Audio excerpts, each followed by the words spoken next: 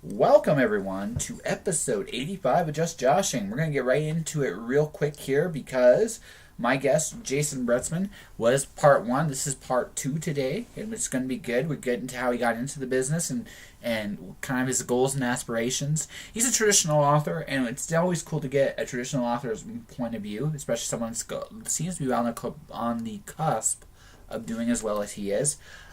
He's also true to his word.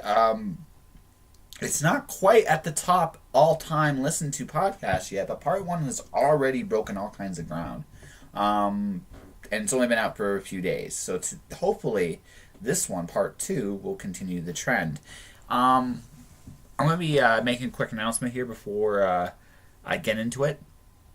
I'm going to talk about one thing actually before no announcement today. Tomorrow, or the next podcast, I might have a couple announcements, but... it's funny. Obstacles always seem to be the way it goes. This is the week I get out of debt with the government. On the flip side, my company might be going on strike, my day job, which is weird because, like I said, normally I'd be better prepared, but I've been paying this for now almost 3 months. Almost actually 3 months, just over 3 months, and paid it off really quick and really efficiently, but I've had no chance to save any money because I'm just doing what I can to scrape by and survive. And here I am possibly facing, no money coming in for who knows how long. Probably not long. The nature of the business, my day job, they really can't afford to go on strike for a long period of time, but the fact of the matter is, heck, as of when this podcast gets released tomorrow morning, I may not be going on strike at all. I mean, this is a big deal for the company, but maybe a bigger deal for them than it is even for us. But the thing of it is, like I said, obstacles always seem to crop up when you do things or try to do things. It seems. Normally in the past, this has stopped me cold. Not the right time, not the right place. But this time, I'm just going to keep going forward. I realize, that sometimes things seem dark. Sometimes things are put in your way. It's like, okay, maybe I better rethink this or better rethink that. I may have to delay something, which I'm going to see. I'm going to actually make sure she's aware of what's going on. But beyond that, I'm just going to keep going. I don't see any point in stopping at this point in my life. I just need to go all out, full bear, kick butt. You know what I mean? So... beyond all that, let's just get right into the podcast. And can't wait for you guys to tell me what you think of part two. Called A Familiar Story Told in a Brand New Way, The Watcher is about a slave boy who kills his dragon masters and goes into a post-apocalyptic wasteland, discovering that there's more to life than being a slave. The Watcher is book one of the Watcher saga, which has book two, Storm Dancer, and the concluding saga, The Wandering God, will be out later this year. It is available at mirrorworldbooks.com, amazon.com.ca, Barnes & Noble, Chapters Indigo, and any other online bookstore you can think of. My journey was way different. I mean, I think I was always writing, but in high school is when I sort of peaked, and I met a man. I had a teacher, my creative writing teacher. His name was Craig Fawcett. He actually was on Oprah. She named him a living angel. The man's amazing. Yeah. And we spent some lunch times together. He'd give up his lunch, and I would do the same. And he would show me, and we would critique D.H. Lawrence and The Mark on the Wall by Virginia Woolf. Then we started critiquing the prose and idioms inside actual music, Counting Crows. We tore apart Perfect Blue Buildings, and so he really pushed my writing, and so I pushed out a really good short story there. And at that point, I think that I was sort of he liked this short story that I had written, and so he, without my knowledge, just sent it through, and it was actually published. So and then I was like, oh my gosh, I have something published, and it was just a local magazine. But that's so cool. And so it was pretty cool. I was published in high school in this local magazine, which meant so much, and especially from him, and he taught me so much. He was this amazing mentor, and he emailed me a few years ago, and he said, I always look at the New York Times best-selling list, and I just can't wait to see your name. And I said, and he said, I expect a signed copy. He taught me so much about writing. I had been writing lots of poetry, and that's what I did in music. Music really is writing poetry, Yep. and then putting it to song, and that was like always the most important part to me. And so that's what I started in college. I was split between bio and English, and then I came up with this, you're young and dumb, and I said, I don't need this English lit degree to be a writer. I didn't feel like I was learning very much, so I just turned to just books that I loved, and I went back to the stuff that I loved as a kid, which is like, I loved Light in the Attic and The Giving Tree, Education of Little Tree. And so there's just so many that I could name, it's absurd. And so I came from there, and then I started studying some of the great stuff. I fell in love with 100 Years of Solitude. That's a book I think does belong to be in the top 10, which usually Marquez is there. Unfortunately, they picked on the time of cholera. But 100 Years of Solitude, that book is amazing. But so then I just totally veered away from it. I kept writing always kind of poems and thoughts or whatever, but I always kind of was flushing out these little story ideas that I would have in my head. But then I went back to school and I graduated in boring business. Boring.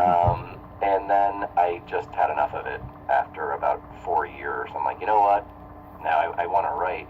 And so I started writing, and I just created a blog, like a free blog. And I didn't choose WordPress at the time. I started with Blogger, Yeah. and I just started blogging, and I just started writing about stuff that mattered to me. I try to do it in a poetic way to paint pictures so people would see that there's good writing, but I'm writing kind of things that matter to me.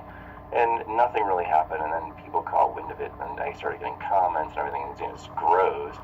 And then every day I kept quotes on Post-its on my computer, and the one that I would look at was write until someone pays you. Yeah. And I thought, I can do this. Yeah. And 8 months went by, and I never got paid for anything. But I didn't stop. And I think that's the thing, is that when you have a passion for something, or you're just in your marrow, it's like Hemingway said, maybe my favorite quote about writing, when he was asked in an interview, what does it take to be a writer? What is it like? He said, oh, there's nothing to it. You just sit down at a typewriter and bleed. And that quote is so true, I think. And so after that, I never wanted to write articles, really. But that's what happened. So I started to flush out. I got the idea for my first young adult series. And so I started flushing that out, and I started writing on that. But I wanted to make money, so I started article writing. And so people came to me and started getting paid to write articles for some major publications. I mean, I got cover stories on magazines, and then eventually I got my big break, and I started writing for a huge newspaper. And I actually was a staff writer for them. Luckily for me, though, I met a great group of online writers, which is there's so much there, and the community is so fantastic. It's much like the vegan community. Everyone seems to be so supportive, which is always good. And at that time, I think that I needed that, and I got great advice from people who had kind of done the same thing. Like, they were like, I want to write these fictional novels. That's the result here. To make money, I'm writing articles right now because it's still a form of writing. I get to express myself, etc. Mm-hmm. That's what I did. So I literally earned a living as a professional writer after 8 months of just blogging. And then I was like, okay, time to learn how to. I knew nothing about publishing, and I remember when I finished book 1 of this series, which has 5 books in it, and I flushed all out. And I always write the end of my books first. And I started quarrying everybody, and I didn't know what I was doing. And I got 4 rejections. I thought, that's typical. I was thinking, hey, J.K. Rowling, whatever. And then finally I got the big, we want to look at the rest of the story, like an exclusive look, and you sign on that you're not going to send it to anybody. I said, sure. And I got flown to New York, and it was amazing. And I actually signed on with that book, but it hasn't gone to publication at this point. But I started a second project, which I think I listening information to your product. I've heard this, but the people listening haven't heard. But then I started a second book because I just had to write it, because it's sort of autobiographical, and really what it is it's kind of a weird surrealistic love story. So it's kind of like, I think I sent to you, it's kind of in the tone of a John Green novel, but it meets Eternal Sunshine. So it's kind of like realism with these kind of surrealistic, weirdness that I kind of love. And so then I started querying that, and I got tons of feedback. So that book, I'm hoping, it's slated now to be coming out in the last quarter of this year. Cool. And that's the book I sent you, which is Last Sunflowers, which is really about a lot of things, I think, in our age today, which is a lot of people, with the divorce rates, a lot of people are older. Like, I'm 37, you're 35. I was married for 10 years, got divorced, and after you go through that, it's kind of terrible, and you kind of think like, well, I'm not the same shape I was in when I was like 22. You know what I mean? No. I'm not that. I mean, I'm a fit guy, but I'm just saying, you're not 22 anymore. And you're like, what do I do? And so, but then you meet someone, but then when you meet them there, everyone's got baggage. You're just dropping bags into a room, and then you have to really try at love. So it's kind of weird, because I think that you almost have to go through that to really, like, almost love someone. Oh. Because, yeah, it's like you need to stick with someone when it's, like, terrible, and everything in you is like, I should probably go. Yeah. You know? It's like staying in a restaurant. Yeah. Where you just have to work. You're like, you know, I'm going to stay. I should stay. I should stay and give it a try. I mean, the dessert might be, like, the best dessert I've ever had in my lifetime. And, I mean, I am a believer in sort of, for lack of a better word, soulmates. And so that's something really important to me.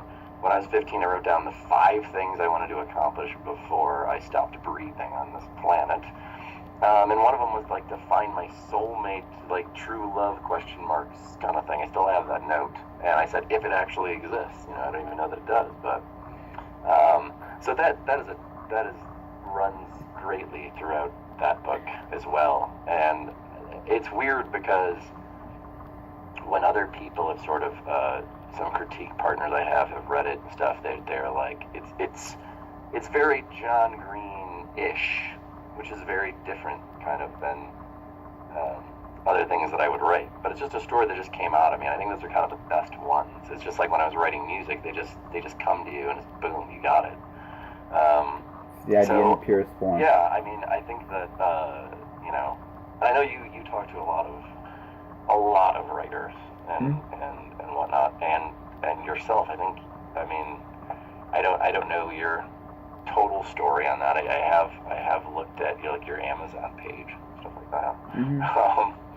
And I think that it's funny that novels are in the past, like, 5 years or 8 years or so, they really are making a huge comeback, which is fantastic, because so many people just don't read, and they did, and they still don't. More people should, because they rely on movies. You can just sit there and watch something.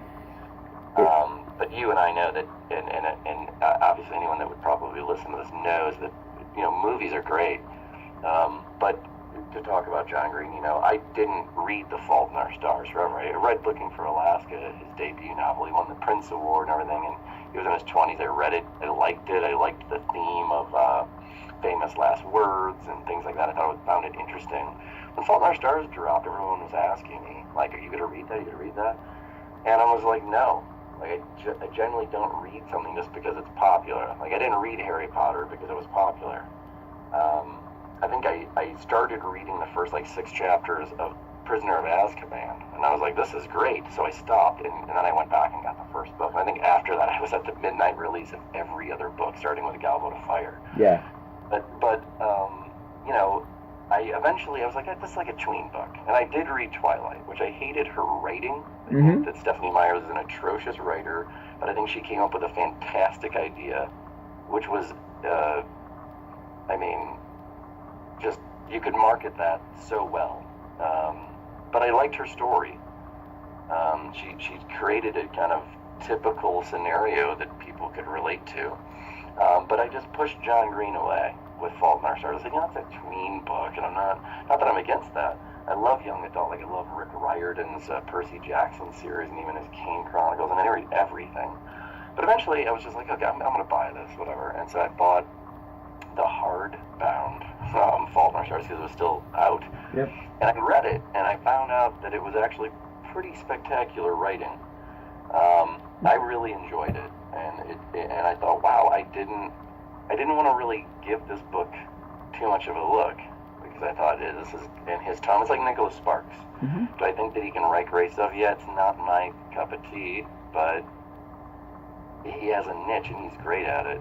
I think John Green is a little bit different. I think that he's sort of he's just a little more sophisticated. But when I read it, it was kind of tweeny, but it was still great, and it made me cry at the end. Actually, don't spoil it for me. I still haven't read that one yet. I read the first 3 of his, but I haven't read that one yet. I'm getting to it. Yeah, John Green. Yeah. I would say. I mean, I love Looking for Alaska. I liked Paper Towns. I loathed Abundance of Catherines. I think that's the only book he wrote that was not a bestseller. Even when he coupled up with Maureen Johnson, who I think is fantastic, they did Let It Snow.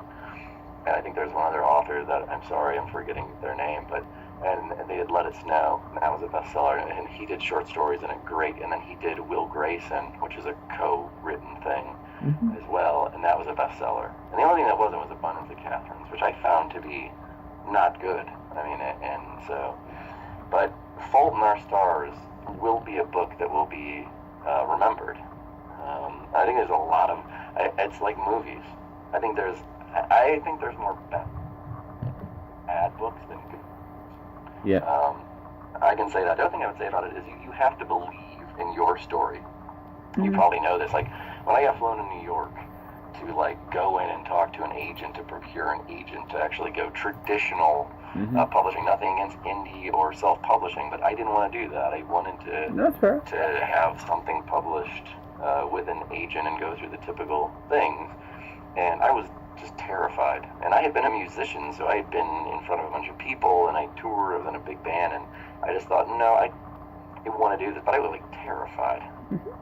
Which is a perfectly normal reaction. I just said to myself before I went in there, yeah, and I'm in New York City, which I've been there, but I'm going into this huge publication house that is gigantic, meeting like a top agent who's literally the agent for these authors that I own their books that are bestsellers that are just everywhere. Most people know of these people. And I'm like, she's never going to think that anything I have is of any merit. And then I sat there waiting, and I said, no, I have to believe in my writing. Yeah, believe in you, man. Yeah, I told the story I wanted to tell, and I did the best I could. And it just worked out. So, I mean, that's something I would say to every writer, is that you just have to believe in your story. But what I don't like is so many people are going through self-publishing. I think people really should, like, stand up and get up and totally just say, I can do this. Well, like, I had no clue what would become of anything I wrote. I just believed in the story. I wrote it, and then I said, No, and there's definitely some merit to what you're saying. I will just point out to this, because I'm in the kind of the hybrid kind of situation where I'm an indie and I've done some stuff through even though a small publisher, nonetheless. The only thing is, today, like, just based on just how things are going, thanks to things like Amazon and stuff like that, the publishing industry is shrinking, and because it's shrinking, those doors and opportunities there's even some well-known writers I know that are having a real hard time getting into the traditional houses at this point in time. It's just because it's a smaller. Don't get me wrong, still very lucrative. It's still very lucrative venue to go through, and still something. I agree with you that every author should try at some point. I actually agree with you there. I have a small goal that way myself this year. I won't talk about that one on the air, but there's a small goal there for me to do for that. But the thing of it is, I think today's thing. I think you're going to find this as you progress in your career. And by the way, congratulations, all the success in the world to you. You will be, It will be wise for you at some point when you're going through this, though, to do some things for you. The reason being, and like I said, this could be a whole other podcast. The reason being is, there's going to be a point where you might, like climb all the way to the top of the New York Times best-selling list. Sounds to me like that may even happen. And my promise is I will absolutely come back and talk. No. I totally would. But this is just me, like author to author, friend to friend. Yeah. While you are on top, if you do get to climb that mountain, plan for the time when you're not going to be on top or quite as high as you are. Like, you might find yourself in a nice niche, and that's what every author kind of hopes for. But I mean, don't get me wrong. I've mentioned this in a previous podcast. I'm sure Orson Scott Card is tired of writing ender novels. That all said, right? There's a market and a niche for that, and he gets paid to do something he loves. So it's a win-win. I think every author tries to find a niche that people will actually read of theirs, and that's great. But what you should do while you're there, because for a lot of authors too, they fall back. Like, when they come out, they're big, but then they fall back after a time. So what I think, to me personally, the future is. Well, I think we're getting at it. Sorry. Right. You want me to finish, or you No, would? I interrupted. Yeah. I just don't want to lose my thought, but I won't. I've got it, and I'm listening to you. Okay, I love it. So here's the deal. I agree with you. Every author should try to get traditionally published. Every one of them. At some point, every author should try. I also feel, though, that every author also should be focusing on building their brand, whatever that brand is. Like, for you, right? And the thing of it is, I think the future for a lot of authors is going to be a hybrid model, doing things for traditional, but also doing things for themselves, right? Yeah. And we can real quick. I'll interrupt there only because it's absolutely relevant. John Green did that. He was like he did a video, because obviously he's in the Vlog Brothers, and he makes a lot of money from that, and it's successful. And I've just been waiting to start up a YouTube channel for like 5 years. I just don't do it because I'm like, what do I want to do on there? Because, as I said, I was an actor, and I have so many things I'd love to talk about, and there's so many people on there that aren't. They make tons of subscribers and everything, and I find it to be kind of silly and pointless. I think his vlogs are pretty awesome, but John Green put a vlog out saying he wanted to explain his failure to follow up Fault in Our Stars. Like, why has he not written anything? It's been like 6 years. Come on, man, or whatever it was. Yeah. It's been over, I think it was 5 years when he put it up, which was this past year. And he just said, basically, he has enough money, number one. And number two, he said he starts writing stuff and he realizes this is kind of garbage. So then he just, I don't ever try to throw anything away. But so what he did is he said, what I'm going to do? I always want to do something ridiculous, and it's like a zombie unicorn story. Yeah. And he just said, I'm not selling it. I have enough money, and it's a shorter story. I don't know. It's like 100 pages or something.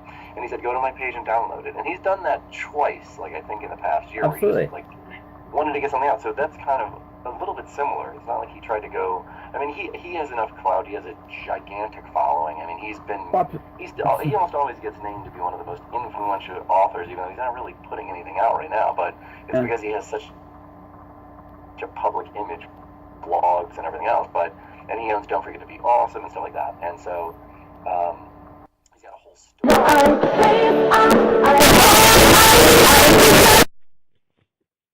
I'll be right out. Okay, I'll be right out. Okay, bye. Right back. All right.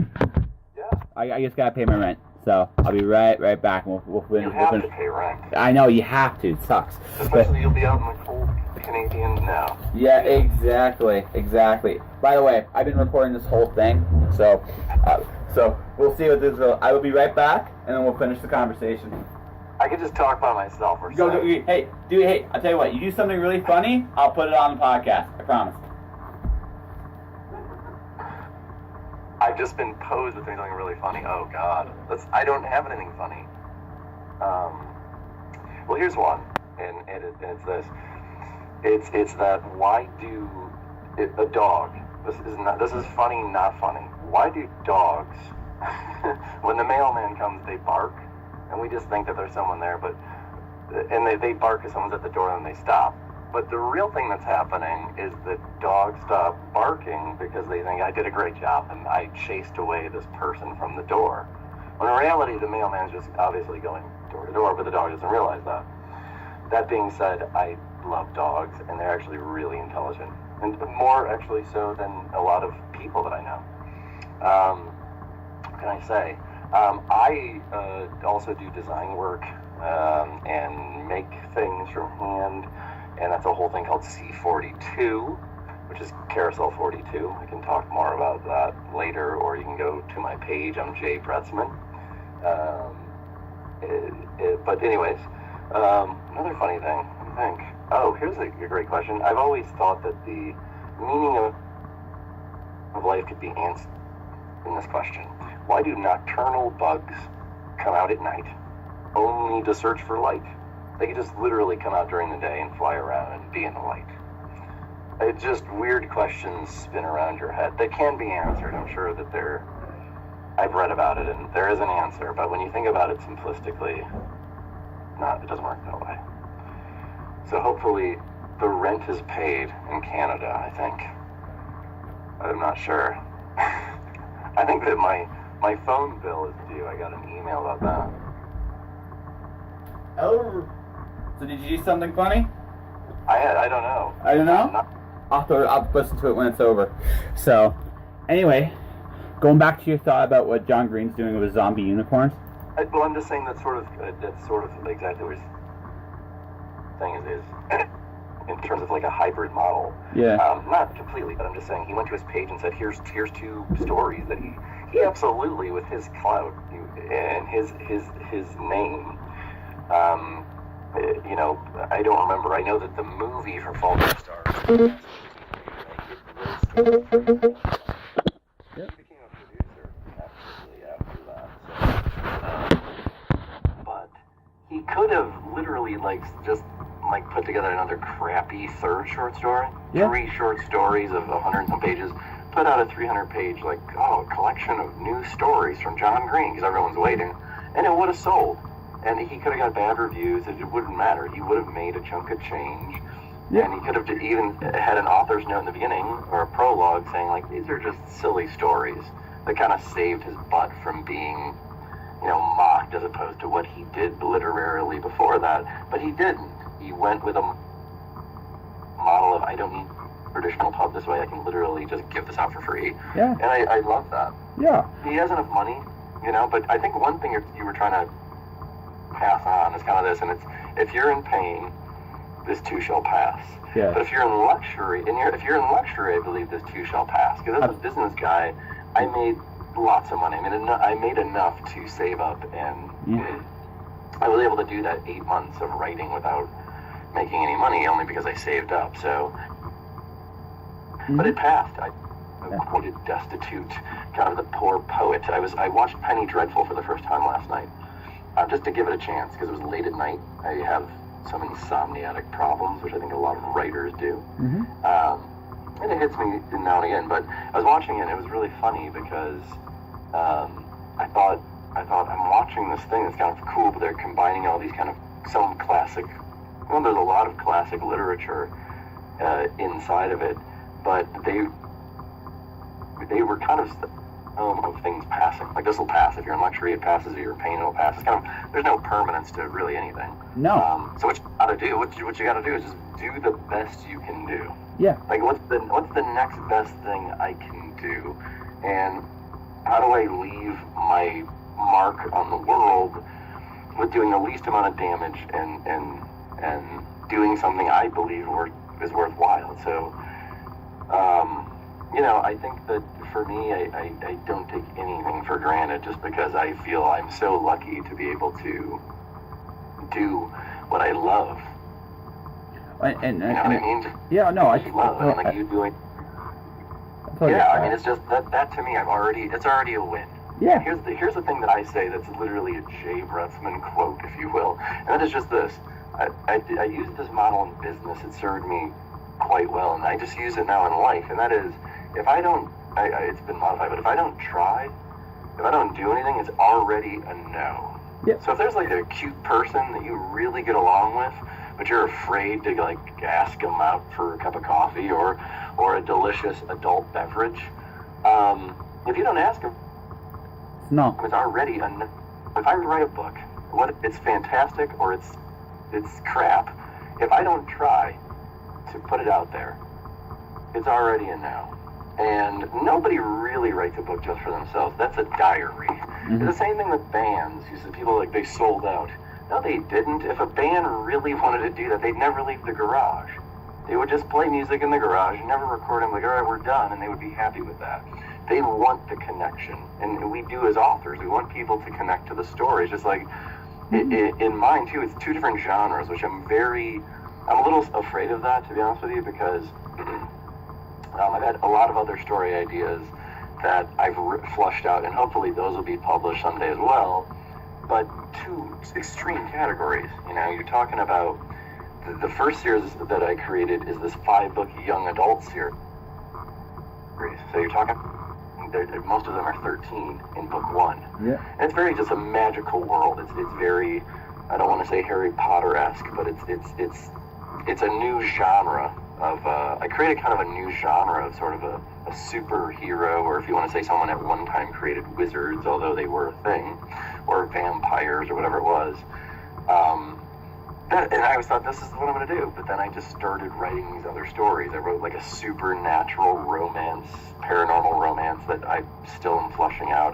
That is like that's a work in progress, which we all have about 15 of those, I think. But this story is just a story I had to tell, you know, and I just had to, I believe in the story because I sort of lived it, so it's semi-autobiographical, but not really. It's like fictional, but some of the stuff really how it went down. And I think you saw that I always begin, for some reason, if you did read the stuff I sent you, you would have seen that and everything is a poem, and I always have a prologue. And I do it because I feel like it's like that great beginning to a movie where they show a scene before the opening credit rolls, you know what I mean? Mm-hmm. So, and when I'm writing, I don't know about you, but I always visualize it as a movie. That's just what it is in my head. I've never really talked too much about writers than that. I've almost been embarrassed to say that, because I think they're like, well, what aren't you writing a screenplay? But I see it in movie form in my head as I write it, and I don't know why. It's not because I'm looking for that. It's just how it comes to be, I guess. You know well, you also got to remember, we grew up watching television and movies. Like, we're the generation that was immersed in that culture, like, right. Big time. So it makes, like, you even look at how literature's evolved today. I mean, we don't do the Les Miserables beginnings. We don't do those anymore. We're a lot quicker and a lot more to the point with our storytelling. And because we're trying to get the attention, we're trying to establish the connection as quickly as possible, because we realize that things are going to be lost. The current work I'm doing right now, that I'm going to be doing for myself, publishing myself, I see it as a movie. Like, the whole thing to me, it just plays out like a fun, short little cinematic, an episode of television in each part of the story. So, and it all ties together. Yeah. So. Yeah, I think the main thing is, like, when you're writing, it's so hard, and I worked for a gigantic graphic design firm, and I did photography. I studied both of those in college. I switched my major. I pretty much had every major you could have, but I did do that for a while. So I've done music, I've done straight art, I've had art shows and everything, and I will tell you that writing is the hardest of all, I believe. This is my opinion. I've been telling it to people, and they get it somehow, even non-writers, really. Writing is the hardest medium, I believe, because of any type of art form, because we, like you and I right now, are speaking in basically writing. You could transcribe and have the transcripts to everything we've just said, and it could be on a piece of paper, and it basically could be a show. It is a show. So when you write something, it is so hard. And the other thing too is to make it in the industry, traditional pub-wise, is very hard. Just like you said, it is very, very difficult. I mean, it absolutely trumps. I don't want to use that word, but I just did. It's okay. It Hillary Clinton's the hell out of, like, even trying to make it as a band. Yes. You know, when I was in a band, I was getting stuff from, like, huge big record companies like looking at us, doing nothing but playing shows. You know, all I did was write music. We came out with a CD, and we were touring, which we were playing small venues and big venues and whatever it is. Writing was so hard because you have to paint a picture just with words. I think it's so difficult because it's the way in which we just communicate naturally.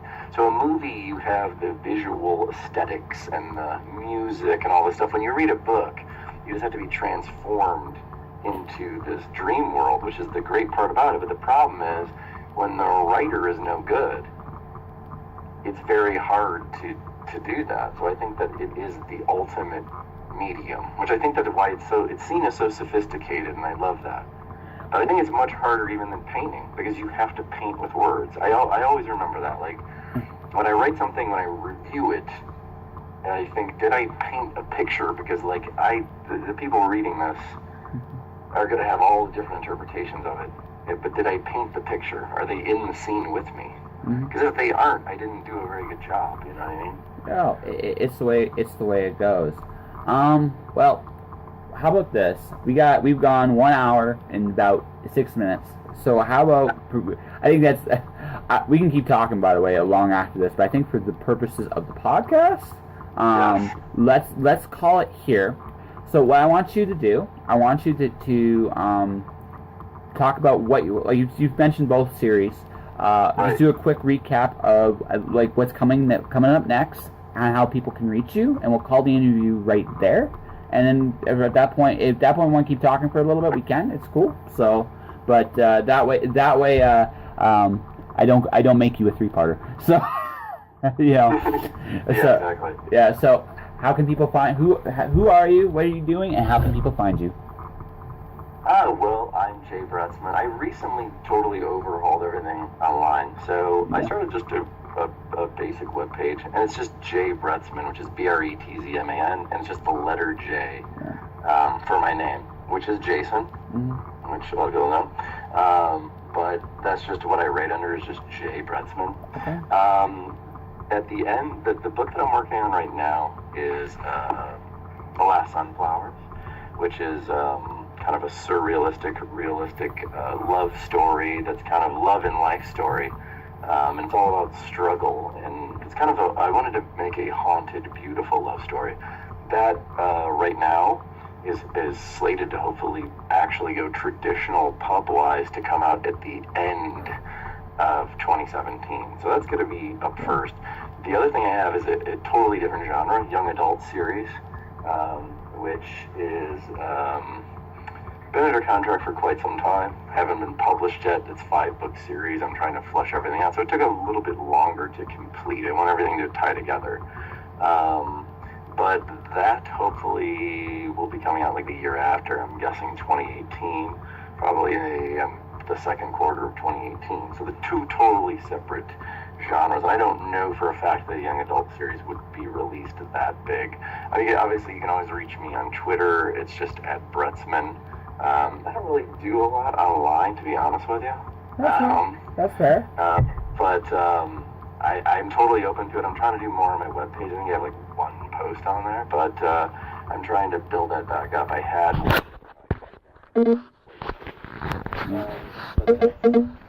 And that was my conversation with Jason Bretzman. His books are coming out in the 4th quarter, both of them, The Sunflowers, The Trade Saga. Really, really cool stuff. It was an interesting conversation, like I said. His perspective is a little different than mine. But that all said, kudos to him, man. I mean, hey, success is success, no matter how you get it. And with that, it's time for me to wrap the show up. So if you like the show, you can support this show by doing a couple different things. You can buy my books, The Watcher and Stormdancer, available through Mirror World Books at mirrorworldbooks.com or through Amazon.com, your choice. I would love a review. Reviews are great. You can subscribe to my YouTube channel, Joshua Pentelarusco. My past podcasts are there. They're being added up to all the time. There's currently 12 podcasts up there from the archives. Hopefully by the time this airs, or the time you're listening to it, there'll be a couple more.